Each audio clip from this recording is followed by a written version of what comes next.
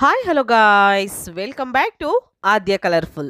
ನಾನು ಸುಮಾ. ಫ್ರೆಂಡ್ಸ್, ಇವತ್ತಿನ ವಿಡಿಯೋದಲ್ಲಿ ತುಂಬಾನೇ ಈಸಿಯಾಗಿರುವಂತಹ ಟೇಸ್ಟಿಯಾಗಿರುವಂತಹ ಒಂದು ಬ್ರೇಕ್ಫಾಸ್ಟ್ ರೆಸಿಪಿಯನ್ನು ನಿಮ್ಮ ಜೊತೆ ಶೇರ್ ಮಾಡ್ಕೊಳ್ತಾ ಇದ್ದೀನಿ.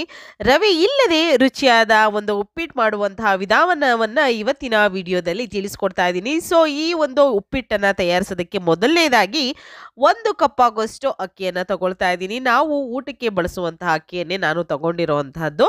ಫ್ರೆಂಡ್ಸ್, ನೀವೇನಾದರೂ ಫಸ್ಟ್ ಟೈಮ್ ನನ್ನ ಚಾನಲ್ಗೆ ವಿಸಿಟ್ ಮಾಡಿದರೆ ಪ್ಲೀಸ್ ಚಾನಲ್ನ ಸಬ್ಸ್ಕ್ರೈಬ್ ಮಾಡ್ಕೊಳ್ಳಿ, ಹಾಗೆ ಲೈಕ್ ಮಾಡಿ ಮತ್ತು ಹೆಚ್ಚೆಚ್ಚು ಶೇರ್ ಮಾಡೋದಂತೂ ಮರಿಬೇಡಿ. ಓಕೆ, ಸೊ ಈಗ ಮೊದಲನೇದಾಗಿ ನಾವು ಈ ಒಂದು ಅಕ್ಕಿಯನ್ನು 1 ಕಪ್ ಆಗೋಷ್ಟು ಅಕ್ಕಿಯನ್ನು ತಗೊಂಡಿದ್ದೀನಿ.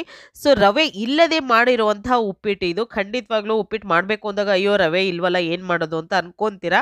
ಆದರೆ ಈ ರೀತಿಯಾಗಿ ಹೆಲ್ದಿಯಾಗಿರುವಂತಹ ಒಂದು ಉಪ್ಪಿಟ್ಟನ್ನು ಒಂದ್ಸಲ ಮಾಡಿ ನೋಡಿ ಫ್ರೆಂಡ್ಸ್. ಈಗ 1 ಕಪ್ ಆಗೋಷ್ಟು ಅಕ್ಕಿನ ಒಂದು ಬೌಲಿಗೆ ಹಾಕ್ಕೊಂಡಿದ್ದೀನಿ. ನೋಡ್ಬೋದು ನೀವು ಎಲ್ಲ ಇಂಗ್ರೀಡಿಯೆಂಟ್ಸ್ನು ಕೂಡ ನಾವು ಒಂದು ಕಪ್ಪಿನ ಅಳತೆಯಲ್ಲಿ ತಗೊಂಡ್ರೆ ಖಂಡಿತ ಪರ್ಫೆಕ್ಟ್ ಆಗಿ ಆ ರೆಸಿಪಿ ಬರುತ್ತೆ. ಈಗ 1 ಕಪ್ ಆಗುವಷ್ಟು ಅಕ್ಕಿಯನ್ನು ಒಂದು ಬೌಲಿಗೆ ಹಾಕ್ಕೊಂಡಿದ್ದೀನಿ.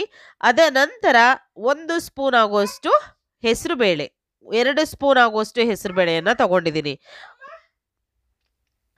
2 ಸ್ಪೂನ್ ಆಗಿರುವಂತಹ ಒಂದು ಹೆಸರು ಬೇಳೆಯನ್ನು ಹಾಕ್ಕೊಂಡಿದ್ದೀನಿ. ಹೆಸರು ಬೇಳೆನೂ ಕೂಡ ಈ ಒಂದು ಉಪ್ಪಿಟ್ಟಿಗೆ ಹಾಕ್ಕೊಂಡ್ರೆ ಖಂಡಿತ ಪರ್ಫೆಕ್ಟಾಗಿ ಬರುತ್ತೆ, ತುಂಬ ಚೆನ್ನಾಗಿ ಬರುತ್ತೆ ಈ ಒಂದು ರೆಸಿಪಿ. ಸೊ ಈಗ ಚೆನ್ನಾಗಿ 1 ಸಲ ಅಥವಾ 2 ಸಲ ಇದನ್ನು ಚೆನ್ನಾಗಿ ವಾಶ್ ಮಾಡ್ಕೊಂಬಿಡೋಣ. ಏನು ನಾವು ಅಕ್ಕಿನ ತೊಳೆದಾಗ ಡಸ್ಟ್ ಬರುತ್ತಲ್ಲ ಅದೆಲ್ಲ ಹೊರಟೋಗ್ಲಿ, ಅದಕ್ಕೋಸ್ಕರ ಒಂದು 2 ಸಲ ಚೆನ್ನಾಗಿ ತೊಳೆದು ಅದಾದ ನಂತರ ಈಗ ಇದಕ್ಕೆ 1 ಸ್ಪೂನ್ ಆಗುವಷ್ಟು ಜೀರಿಗೆಯನ್ನು ಹಾಕ್ಕೊಳ್ತಾ ಇದ್ದೀನಿ. ಜೀರಿಗೆ ಹಾಕಿದ ನಂತರ ನಾವು ಇದನ್ನು ಒಂದ್ಸಲ ಚೆನ್ನಾಗಿ ಮಿಕ್ಸ್ ಮಾಡ್ಕೋಬೇಕಾಗತ್ತೆ.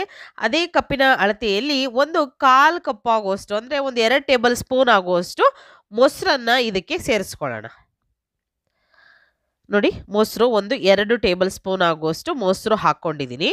ಇಷ್ಟನ್ನು ಹಾಕಿ ಒಂದ್ಸಲ ಮಿಕ್ಸ್ ಮಾಡ್ಕೊಳ್ಳೋಣ. ಮಿಕ್ಸ್ ಮಾಡಿ ಇದನ್ನು ನಾವು ರೆಸ್ಟಿಗೆ ಇಡಬೇಕಾಗುತ್ತೆ. ನೋಡಿ, ಈ ರೀತಿಯಾಗಿ ಮಿಕ್ಸ್ ಮಾಡ್ಕೊಳ್ತಾ ಇದ್ದೀನಿ. ಮಿಕ್ಸ್ ಮಾಡಿ ಒಂದು 30 ನಿಮಿಷಗಳ ಕಾಲ ಇದನ್ನು ಹಾಗೆ ಬಿಟ್ಬಿಡೋಣ.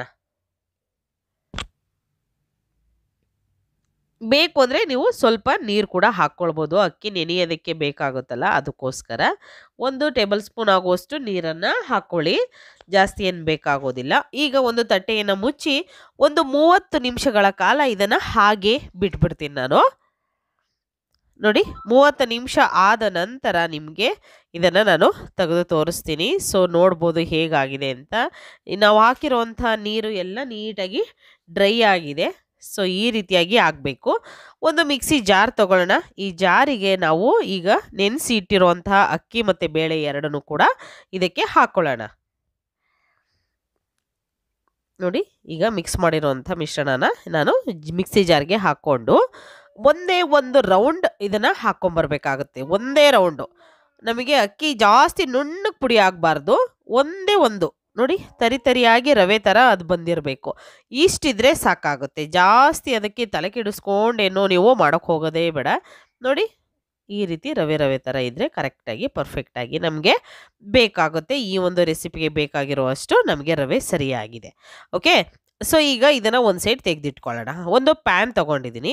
ಇದಕ್ಕೆ ನಾನು ತುಪ್ಪವನ್ನು ಹಾಕ್ಕೊಳ್ತೀನಿ. ತುಪ್ಪ ಎಣ್ಣೆ ಎರಡೂ ಕೂಡ ಮಿಕ್ಸ್ ಮಾಡಿ ಕೂಡ ಹಾಕ್ಕೊಳ್ಬೋದು, ಅಥವಾ ಬರೀ ತುಪ್ಪನೇ ಉಪಯೋಗಿಸ್ತೀವಿ ಅಂದರೆ ಬರೀ ತುಪ್ಪದಲ್ಲೂ ಮಾಡ್ಕೋಬೋದು, ಅಥವಾ ಬರೀ ಎಣ್ಣೆಯಲ್ಲೇ ಮಾಡ್ತೀವಿ ಅಂದರೆ ಎಣ್ಣೆಯಲ್ಲೂ ಕೂಡ ಮಾಡ್ಕೋಬೋದು. ನಾನು ತುಪ್ಪ ಮತ್ತು ಎಣ್ಣೆ ಎರಡನ್ನೂ ಮಿಕ್ಸ್ ಮಾಡ್ಕೊಂಡಿದ್ದೀನಿ.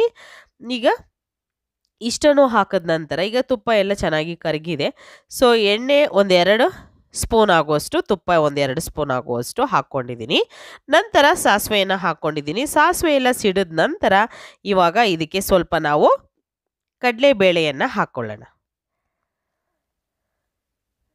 1 ಸ್ಪೂನ್ ಆಗುವಷ್ಟು ಕಡಲೆಬೇಳೆ ಹಾಕ್ಕೊಂಡಿದ್ದೀನಿ. ಸಾಸಿವೆ ಸಿಡಿದ ನಂತರನೇ ಹಾಕ್ಕೊಳ್ಬೇಕು. ತುಂಬ ಟೇಸ್ಟಿಯಾಗಿ ಮಾಡ್ಕೊಳ್ಳುವಂಥ ಉಪ್ಪಿಟ್ಟು ರೆಸಿಪಿ. ಸೊ ಖಂಡಿತವಾಗ್ಲೂ ಫಸ್ಟೆಲ್ಲ ಉಪ್ಪಿಟ್ಟು ಅಂತಂದರೆ ಎಲ್ಲ ಇಷ್ಟಪಟ್ಟು ತಿನ್ನೋರು ಅಂತೆ. ಆದರೆ ಇವಾಗ ಇತ್ತೀಚೆಗೆ ಉಪ್ಪಿಟ್ಟು ಅಂದರೆ ಉಪ್ಪಿಟ್ಟು ಬೇಡ ಬೇಡ ಅನ್ನೋರೇ ಜಾಸ್ತಿ ಜನ. ಅದರಲ್ಲೇ ಥರದ್ದನ್ನು ನಾವು ಸ್ವಲ್ಪ ವೆರೈಟಿ ಆಗಿರೋದನ್ನು ಮಾಡಿ ಕೊಡೋದು ಅಷ್ಟೇ. ಈಗ ನೋಡಿ ಸ್ವಲ್ಪ ಒಂದು ಅರ್ಧ ಸ್ಪೂನ್ ಆಗುವಷ್ಟು ನಾನು ಉದ್ದಿನ ಬೇಳೆಯನ್ನು ಹಾಕ್ಕೊಂಡಿದ್ದೀನಿ. ಉದ್ದಿನ ಬೇಳೆಯನ್ನು ಹಾಕಿ ಚೆನ್ನಾಗಿ ಮಿಕ್ಸ್ ಮಾಡಿದ ನಂತರ ಗೋಡಂಬಿಯನ್ನು ಕೂಡ ಸೇರಿಸ್ಕೊಳ್ತಾ ಇದ್ದೀನಿ. ಒಂದು 4 ಗೋಡಂಬಿ, ಹಾಗೆ ಒಂದು ಹಸಿರು ಮೆಣಸಿನಕಾಯಿ. ಖಾರಕ್ಕೆ ನಿಮಗೆ ಎಷ್ಟು ಬೇಕೋ ಅಷ್ಟನ್ನು ಹಾಕ್ಕೊಳ್ಬೋದು. ಸೊ ಇವು ಸ್ವಲ್ಪ ಖಾರವಾಗಿದ್ದು ಅಂತ ಹೇಳಿ ನಾನು ಒಂದು ಹಸಿರು ಮೆಣಸಿನಕಾಯಿನ ಸಣ್ಣದಾಗಿ ಕಟ್ ಮಾಡಿ ಹಾಕ್ಕೊಂಡಿದ್ದೀನಿ. ಈ ರೀತಿಯಾಗಿ ಮಿಕ್ಸ್ ಮಾಡ್ಕೊಳ್ಳೋಣ. ನಂತರ ಉದ್ದುದಾಗಿ ಕಟ್ ಮಾಡಿರುವಂಥ ಒಂದು ಈರುಳ್ಳಿಯನ್ನು ನಾನು ಇದನ್ನು ಹಾಕ್ಕೊಂಡು ಮಿಕ್ಸ್ ಮಾಡ್ಕೊಳ್ತೀನಿ. ನೋಡ್ಬೋದು ಈ ರೀತಿಯಾಗಿ ಮಿಕ್ಸ್ ಮಾಡಿಕೊಂಡು ಇದನ್ನು ಬೇಯೋದಕ್ಕೆ ನಾವು ಬಿಟ್ಬಿಡೋಣ. ಈರುಳ್ಳಿ ಸ್ವಲ್ಪ ಟ್ರಾನ್ಸ್ಪರೆಂಟ್ ಆಗಲಿ, ಅಲ್ಲಿವರೆಗೂ ಚೆನ್ನಾಗಿ ಫ್ರೈ ಆಗೋ ಹಾಗೆ ನಾವು ಈರುಳ್ಳಿಯನ್ನು ಟ್ರಾನ್ಸ್ಪರೆಂಟ್ ಬರಲಿ ಅನ್ನೋ ಹಾಗೆ ಫ್ರೈ ಮಾಡ್ಕೋಬೇಕು. ರುಚಿಗೆ ತಕ್ಕಷ್ಟು ಉಪ್ಪನ್ನು ಕೂಡ ಈಗ ಸೇರಿಸ್ಕೊಳ್ತಾ ಇದ್ದೀನಿ. ನೋಡಿಕೊಂಡು ಉಪ್ಪನ್ನು ಹಾಕ್ಕೊಳ್ಳಿ. ಈಗ ಚೆನ್ನಾಗಿ ಇದನ್ನು ಮಿಕ್ಸ್ ಮಾಡ್ಕೊಳ್ಳೋಣ. ಮಿಕ್ಸ್ ಮಾಡ್ಕೊಳ್ತಾ ಉಪ್ಪನ್ನೆಲ್ಲ ಹಾಕಿದ್ರೆ ನೀಟಾಗಿ ಈರುಳ್ಳಿ ಚೆನ್ನಾಗಿ ಬೆಂದುಬಿಡುತ್ತೆ. ಅದಕ್ಕೋಸ್ಕರ ಕರಿಬೇವನ್ನು ಕೂಡ ಸೇರಿಸ್ಕೊಳ್ತಾ ಇದ್ದೀನಿ ನಾನು. ನೀವು ಒಗ್ಗರಣೆಗೆ ಫಸ್ಟಿಗೆ ಬೇಕು ಅಂದರೆ ಕರಿಬೇವು ಕೂಡ ಹಾಕ್ಕೊಳ್ಬೋದು.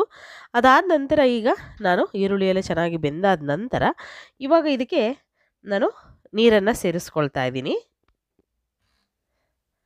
ನೀವು ಯಾವ ಕಪ್ಪಿನ ಅಳತೆಯಲ್ಲಿ ಅಕ್ಕಿಯನ್ನು ತಗೊಂಡಿದ್ದೀರಲ್ಲ ಅದೇ ಕಪ್ಪಿನ ಅಳತೆಯಲ್ಲಿ 5 ಕಪ್ ಆಗೋಷ್ಟು ನೀರನ್ನು ಹಾಕ್ಕೊಳ್ಬೇಕಾಗುತ್ತೆ. ನೀರು ಜಾಸ್ತಿನೇ ತಗೊಳುತ್ತೆ ಇದು.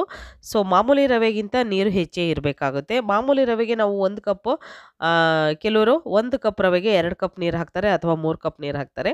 ಆದರೆ ಅಕ್ಕಿಯಿಂದ ಮಾಡಿರುವಂತಹ ಒಂದು ರವೆಗೆ ನಮಗೆ 5 ಕಪ್ಪು ನೀರು ಬೇಕಾಗುತ್ತೆ ಫ್ರೆಂಡ್ಸ್. ಓಕೆ, ಸೊ ಚೆನ್ನಾಗಿ ಬೇಯಬೇಕು. ಬೆಂದ ಮೇಲೆ ಅದು ಗಟ್ಟಿ ಆಗ್ತಾ ಬರುತ್ತೆ. ಈಗ ಚೆನ್ನಾಗಿ ಇದನ್ನು ಮಿಕ್ಸ್ ಮಾಡ್ಕೊಳ್ಳೋಣ. ನೋಡಿ, ನಾನು ಗ್ರೈಂಡ್ ಮಾಡಿರುವಂಥ ಅಕ್ಕಿ ತರಿಯನ್ನು ಹಾಕ್ಕೊಂಡಿದ್ದೀನಿ.